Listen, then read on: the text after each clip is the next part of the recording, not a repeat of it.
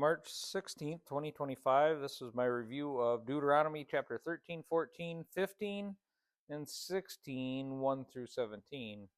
This is reading the Bible in a year chronologically. First starts off, don't listen to prophets or dreamers that say to worship other gods. And especially, if there's, even if what they've said comes true.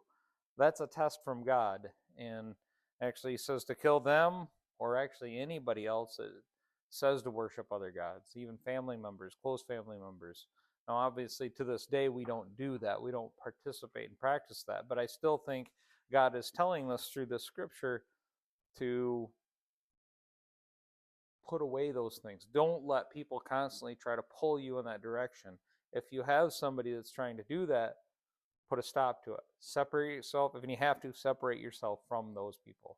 You have to worship the one true God. And any kind of attempt to sway you from that is detestable. It's a detestable act.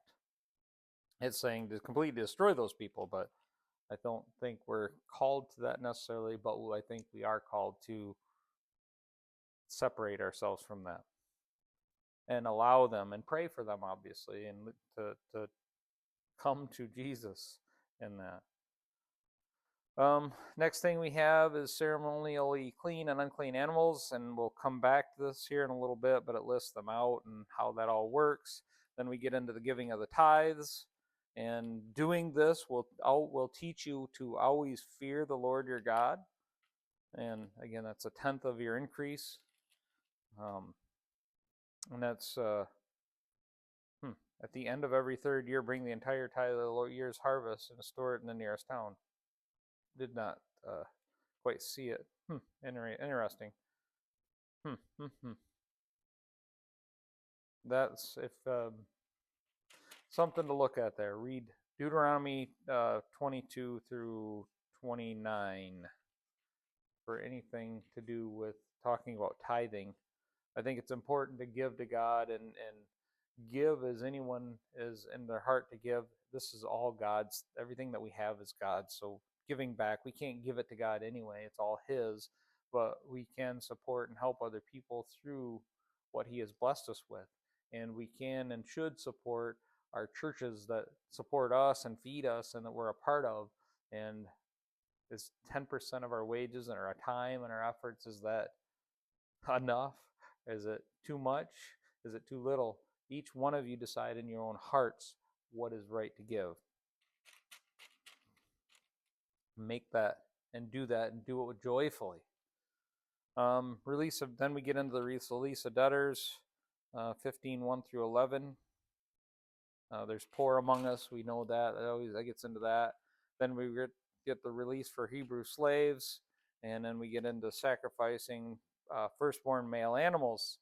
But and to do that and to basically, I think that's to have a basically party with a firstborn. If you get a firstborn male animal, let that be your point of celebration. It's something to be used to celebrate. It's sacrifice to the Lord, but it's actually a party. You're supposed to, as that sacrifice, you that are sacrificing that as part of your crop, you're going to partake in that sacrifice. You're going to eat some of that. It's not like it's getting burned up and just thrown away. You're supposed to take that. Your family's supposed to partake in that. Who you're supporting is supposed to partake in that that sacrificing.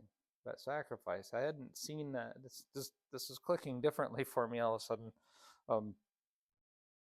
It's a party. You include the Levites in that. Bring people.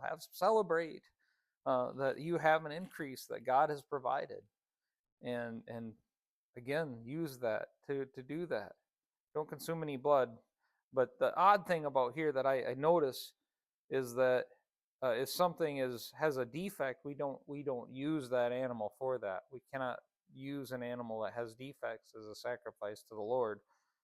But it does use it for food for your family in your own hometown, because you're supposed to take this celebration firstborn to another town, right?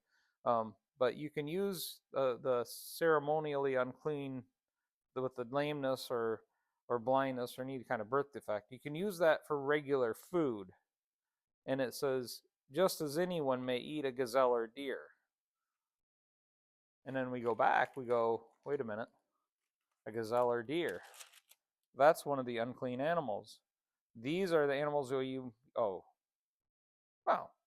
You must not eat any detestable animals that are ceremonially unclean. These are the animals you may eat. Ah, I missed that. Whoops, I've been going off about that. This is a may eat. The ox, the sheep, the goat, the deer, the gazelle, the roe deer. Those are all, yep, those are all tasty animals that we can eat. Okay. Yeah, I went off on that. That was a thing. Anyway, yep. Which are they're both not unclean. Whoops, messed that up. My mistake. Anyway, so that then we get into the festivals, honoring the festivals and doing those and these celebrations and again these celebrations were meant to be able to pass this information down through the generations to tell that story of who they are and that they're chosen and that they're supposed to celebrate that. That's the point of these. And you go places and travel, and it's a big deal, and it's multiple times a year that different stories are told and passed down to the generations. And today we have the book that tells us that. So we don't participate like we did then, but man, there's some power in doing that.